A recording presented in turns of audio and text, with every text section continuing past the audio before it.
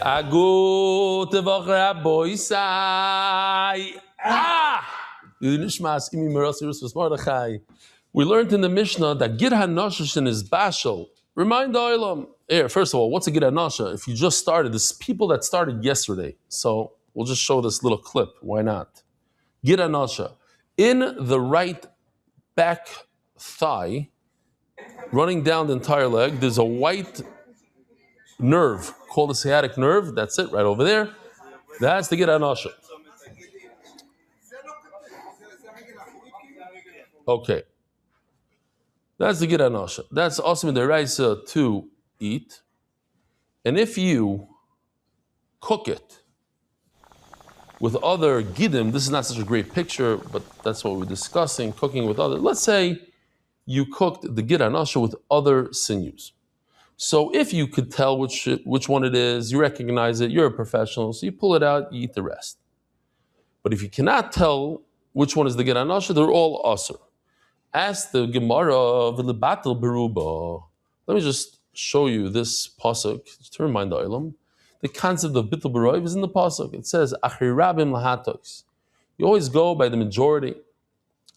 By 1% more, or whatever it is, one fraction of percent. As long as it's a little bit more, that's the roiv, that's the majority. And most of the pot is full of sinews that are mutter to eat. Why is it a problem to eat the Gid HaNasha when it's cooked with other sinews? So we're going to see three answers. Let me show you all three answers in one shot. There's no Bittul Beroiv with a Gid because it's a beria. When you take the entire Gid from top to bottom, it's its own entity. You can't be mevatel an entity. It's a davar shebeminyan. It's something that you count. It's sold as a number. You say 1, 2, I'm selling you 2, 3. And it's chaticha ru'i l'skabed.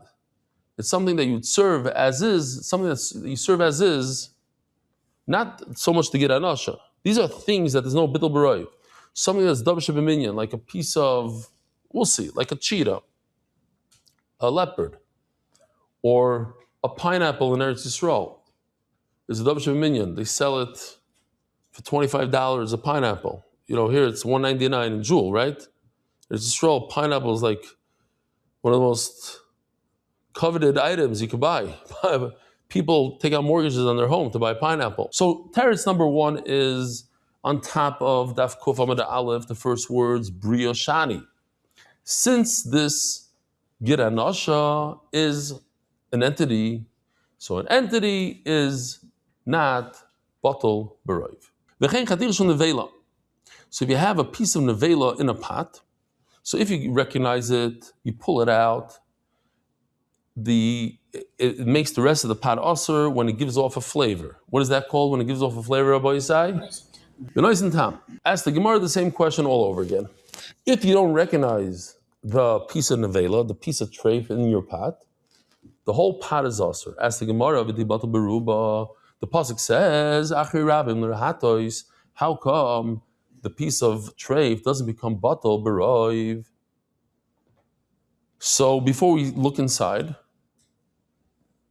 Remeir says this idea that darkoi limonois, anything that you count is not batal. And there's a machloikus what he meant. Did he mean anything that you only count, like diamonds? When you buy a diamond, you always count the diamond. You sell one diamond, you sell 2 diamonds, 3 diamonds. You never give one freebie. It's always individual. And I just show when you buy a pineapple, it's always one at a time. He'll never throw in one for free. If you buy cashews, they'll throw in a few. So forget the words, forget remembering what this means. I can't remember it. Maybe you guys could. Kol darkoi limonois means usually, but sometimes not. Okay, so over here, you have a piece of nevela. Sometimes you sell it by the pound. Sometimes you sell it individual pieces. Sometimes like this, sometimes like that. Fine. So therefore, it can't be batal. You're asking me, how come there's no bittul beroiv? Because Reb Meir says anything that sometimes you count as individual pieces, sometimes you sell it as individual pieces, you can't be benvatal. It's too chashuv. The whole nikuda over here is, the whole point is, something that's chashav, you can't be mevatel b'roiv. A diamond is so important, it's so chashav, you can't, you can't, how do you say bittul?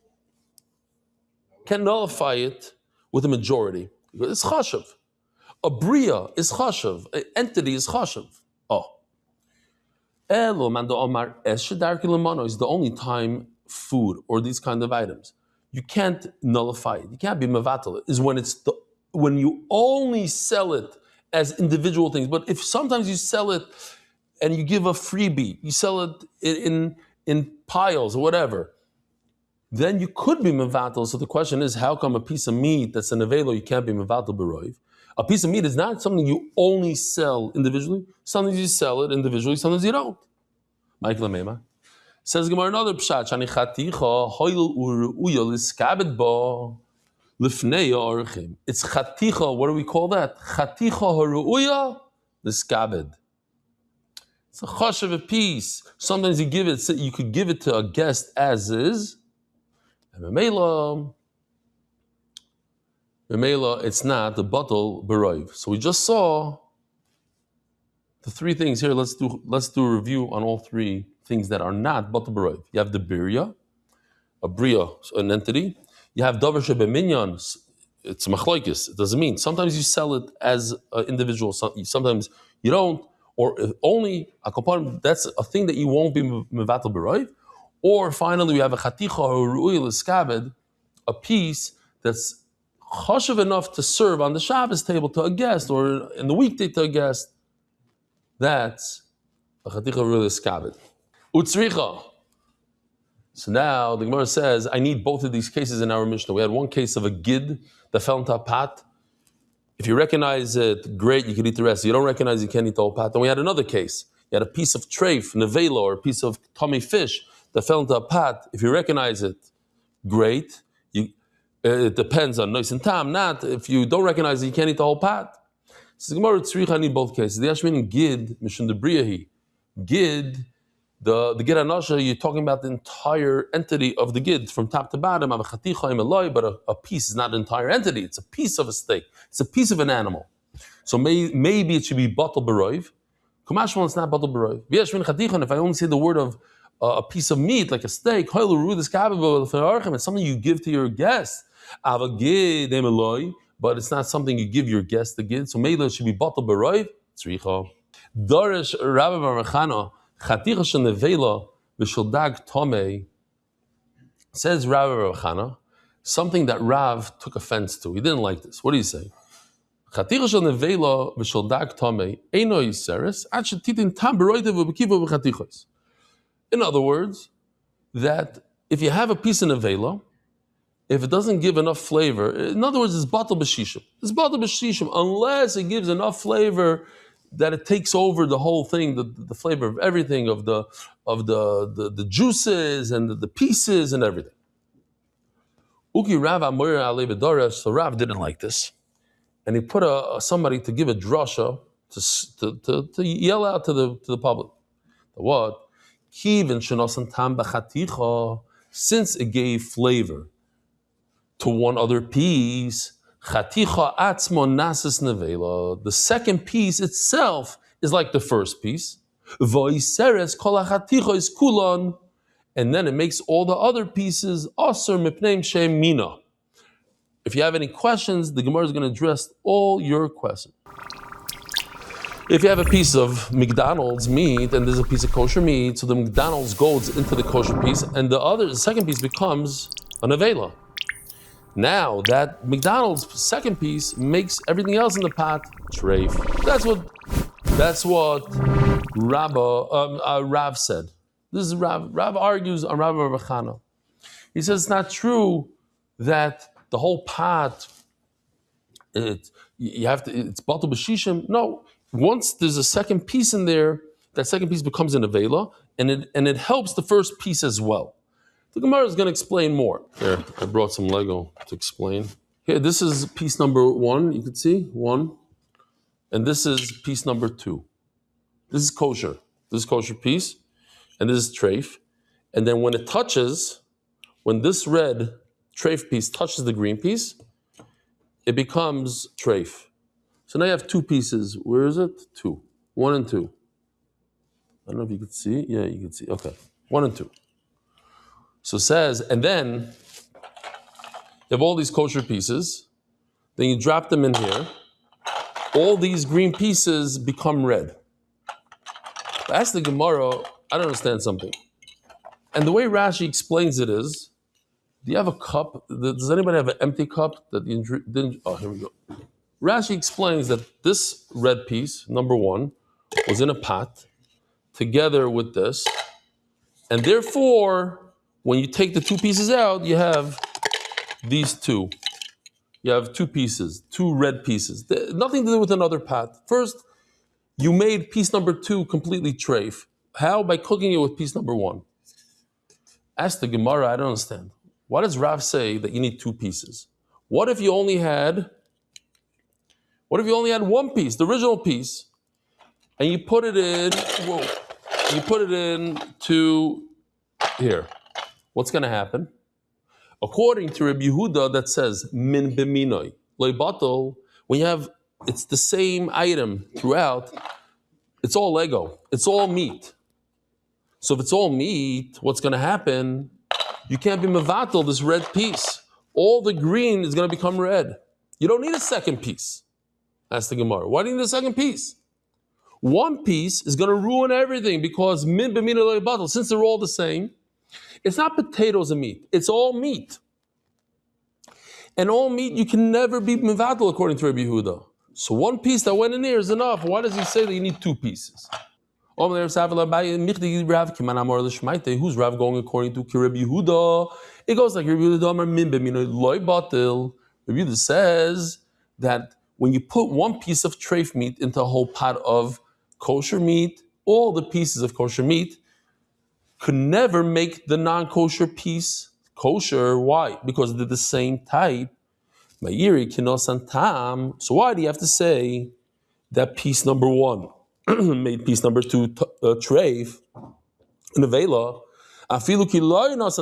Even if without this piece number 2, all you have is piece number 1, and piece number 1 went into a bunch of other pieces, and you're not going to see, they're not red and green. They all look like meat.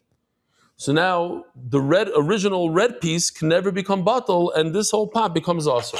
Why did you tell me there's 2 pieces of red?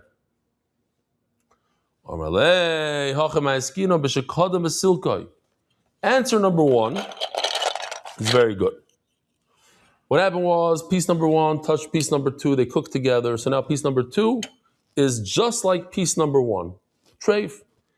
And now you got rid of piece number 1, he's gone.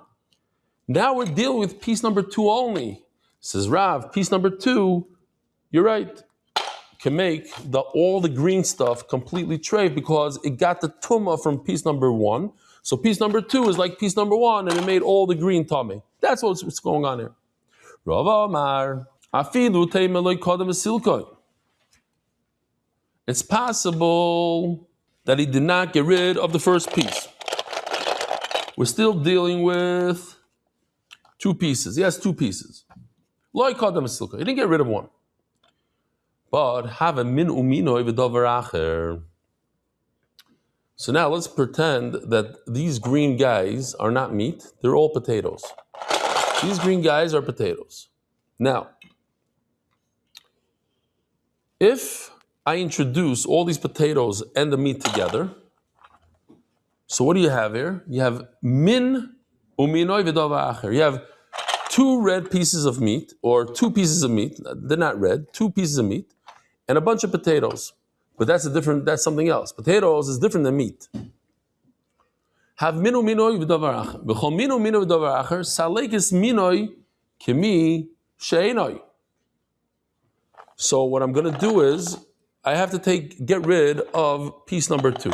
That's the law. The rule is, that if I have 2 different things, I have potatoes and meat, I'm going to pretend that whatever's similar to the treif, in other words, the meat, anything else that resembles the treif, which is meat, we're going to get rid of him. So what resembles the meat? The second piece. You get rid of him. So now you have only one piece in the mixture, because you pretend you got rid of piece number 2. And look, you have a row, you have 60 greens, pretend these are 60 potatoes. 60 potatoes overcome the one red piece of meat. And what happens? It's kosher. But now that Rav said that this piece was cooked together with the other piece, so now it's very pashut. When you have one piece of Lego, how many pieces of potato do you need to overcome it? 60. And what if you have 2 pieces? You need 120 pieces. So that's what Rav said. Rav said that now you're in trouble because piece number 1 touched piece number 2 and they cook together. So now you have 2 pieces. 2 pieces in this mixture right over here is not going to work. You don't have enough to be mevatel it. That's it. That's all he said. That you asked me, what was the question? You asked me, why did Rav say that piece number 1 touched piece number 2? What difference does it make? Piece number 1, by itself, when it goes into the mixture, ruins the whole mixture. Why? Because it's the same type of thing. No, it wouldn't ruin the mixture because one piece by itself would be overcome by the 60 potatoes in here. 2 pieces, that's why Rav says it's 2 pieces, and 2 pieces cannot be overcome by the 60. They could only be overcome by 120. So let's see inside. So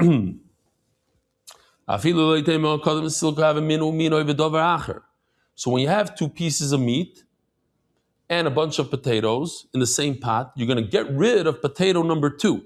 You're only going to consider the treif potato number 1. Piece of meat number 1, you're going to get rid of piece number 2. And then what are you going to have? You're going to have 60 potatoes and 1 piece of treif meat, and the 60 potatoes are going to overcome the piece of meat. You have potatoes, davar acher is potatoes, and 2 pieces of meat. Minu minoi. Anytime you have 2 pieces of meat and a bunch of potatoes, get rid of the piece of meat number 2. And all you have is piece of nevela number 1. And the potatoes are going to overcome it and be mevatel it. Says Rav, and then you have to continue. Says Rav, but in our case, meat number 1 touched meat number 2. So you can't get rid of it. It's kilo, you just put 2 treif pieces of meat into the pot.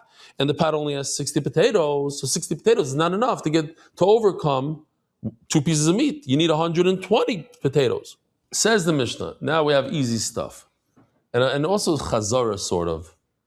Noyeg b'tahira ve'ena noyeg b'tmeya. Giranosha only applies to a kosher animal, not to a lion. If you eat the lion's giranosha, says the Tanakama, you're not chayiv. No, you're chayiv even if you eat the giranosha of a lion. The giranosha, how do I know? Look, he brings the pasuk. When did the giranosha happen? Giranosha happened by Yaakov Avinu in Bereshis. Look at it. Bereshis, Parashas Vayishlach. Because of what happened to Yaakov Avinu, Klal Yisrael doesn't eat the giranosha. So it was already asur at the time of Yaakov Avinu. Oh, you see, the giranosha precedes the behemoth meya. In other words, Rabbi Yehuda is saying the giranosha was asur on all animals. There was no such thing as a non-kosher animal in the time of Yaakov Avinu. Lions were kosher. Everything was kosher. You're allowed to eat lion. It's only later on that the Torah said you can't eat a lion. So in Mela, it makes sense that giranosha should be asur even in lions, because that was first. No, you're misunderstanding. The Isser of giranosha didn't happen at the time of Yaakov Avinu. The Isser of giranosha happened by Har Sinai. Moshe Rabbeinu wrote the reason why HaKadosh Baruch Hu made it asur, and he put it in its place. Says Gemara, how could Rabbi Yehuda hold that the Isser of giranosha applies itself on top of a behemoth tmeya? Because look, right now, today, a lion is created, it forms in its mother's stomach, and only afterwards the giranosha applies itself, which the Gemara is going to talk about. But let's say that's what happens. So you have an Isser applying itself on top of another Isser, and we know that an Isser is not chal on an Isser. Once you have one Isser, you can't apply another Isser to it. But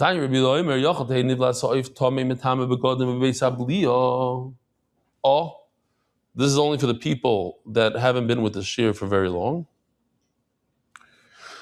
There's a special halacha, right? Every single animal has tumas nevela. Every animal that's not shechted is tummy as a nevela. Whether it's a cat, a dog, a cow, a kosher animal, non-kosher, if they die without shechita, the nevela. A lion, an elephant, all. Besides a chicken and a kosher bird, they do not have tumah nevela. What do they have? When you consume it in your mouth, when it goes down your throat, then you become tummy. Not only that, all your clothing become tummy. Roadkill. In other words, it wasn't shechted. It's in a bela.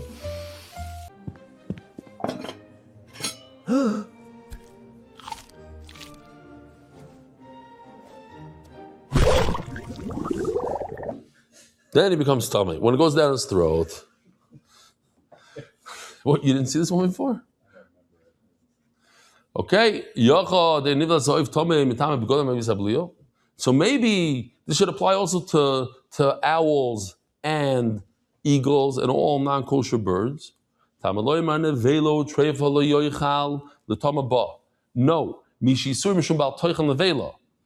Only something that has the isser of eating it because of an nevela.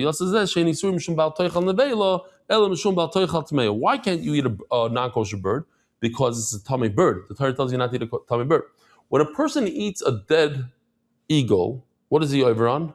Only one isser of eating a non-kosher bird. He's not over on the isser of eating a nevela.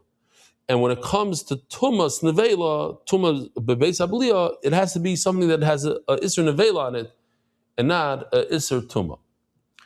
Oh, so then the question is, how come the isser of gid goes on top of the isser of tuma? Perhaps Rabbi Yehuda, we paskin. Remember yesterday the Gemara paskins that a gid doesn't have flavor. So if it doesn't have flavor and it comes from a non-kosher bird or animal, you're not over on eating non-kosher. You're only over on non-kosher when it's food, when it tastes. But if something doesn't have a taste, like the bone of a bird, you're not over when you eat it, unless it has bone marrow or something. But the bone itself, you're not over. If it's just a sinew, you're not over if you eat a sinew of a non-kosher animal. And mamelo, that's Rabbi Yehuda's chiddush, that even though it doesn't have any flavor and it's not meat and it's not you're not over on eating tamei meat, yet you are over on gid anash, according to Rabbi, even though it's a tamei animal. And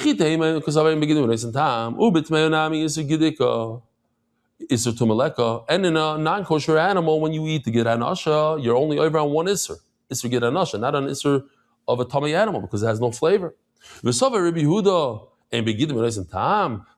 really hold that? I'll prove to you that he holds that a gid has a flavor. If it has a flavor, then when you eat it from a non-kosher animal, you should be over two. One for eating a non-kosher animal and one for eating a gid anasha. And the question is, how does the isser of gid anasha apply itself to the isser of the meat? Now, what do you guys say? How could the isser of gid anasha apply itself to the isser of non-kosher meat? How's it possible? When it happens simultaneously. When the isser of gid anasha and the isser of meat happen together. So we'll talk about that.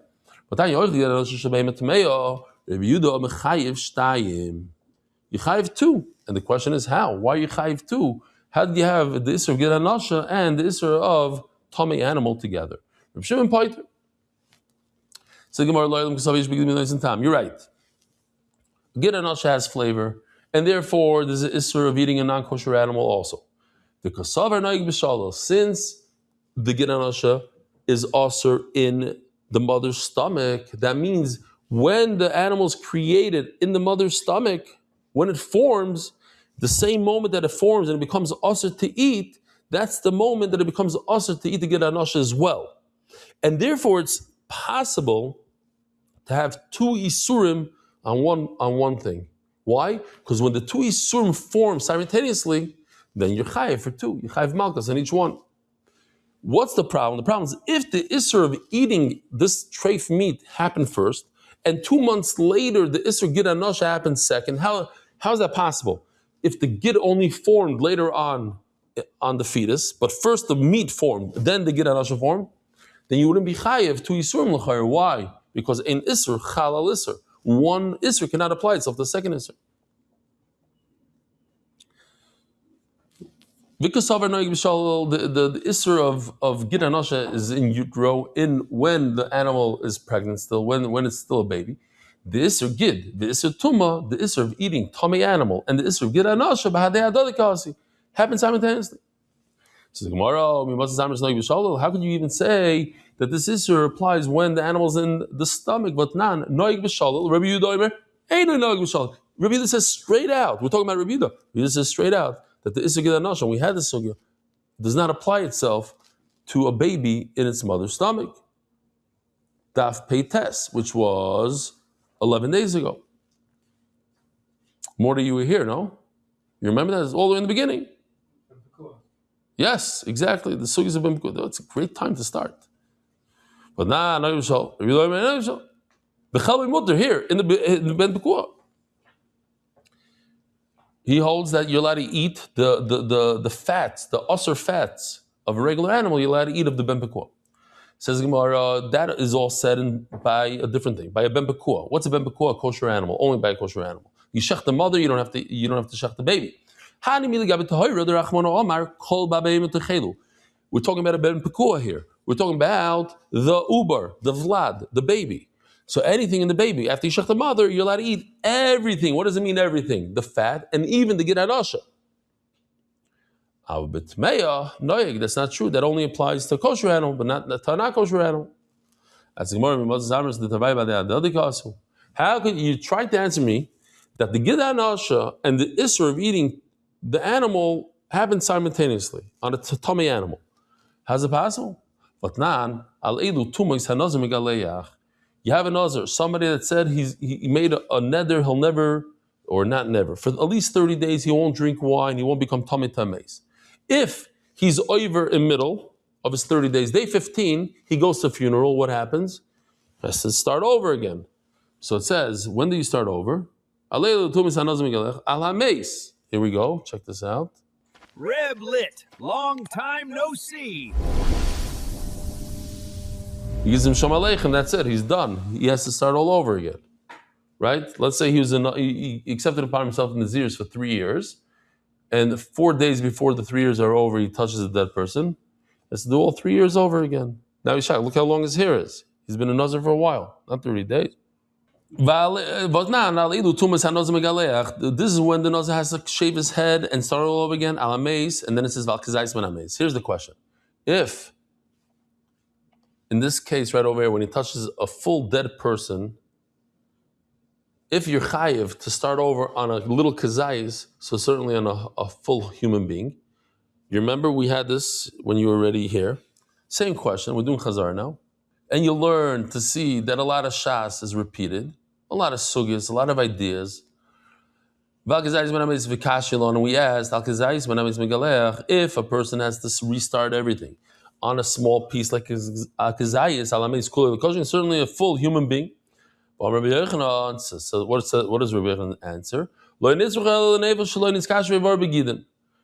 it means is we're talking about a nafel, a miscarriage, which he didn't have, his meat was not connected to the sinews. What's the point of the Gemara here? That you see that sinews are formed later on in the pregnancy. They're not formed on day one. Meat is formed on day one, sinews come later on. So, is it sorry? Almo iser tumakadim. What comes first? The meat. The iser for you to eat the meat comes first. You're telling me the meat and sinews happen the same day. It's not true. Meat, you see over here, there's a concept called the nafel, and that's what the Gemara is talking about over there. That's the meat, and the get anasha came later on, comes later on. Avagav, the iser tumakadim. Why? So the Gemara's question is, why is it that the Isser of Gid Anasha could apply itself afterwards on top of the Isser of eating the meat? There was a concept called Ein Isser Chalal Isser. Once you have one Isser, you can't give it in a second Isser. Says Gemara, yes, you could sometimes. Since it's so extreme. When did this story happen? By Yaakov Avinu. What was Yaakov Avinu? Was he Jewish? What was he? He was a Ben Noach. He He's a Ben Noach. Jews only happened later on by Matan Torah. Anybody before Matan Torah was not Jewish. He was a Ben Noach. It's hard to understand. Like, we're more Jewish than Yaakov Avinu. But that's how it is. Or, meaning from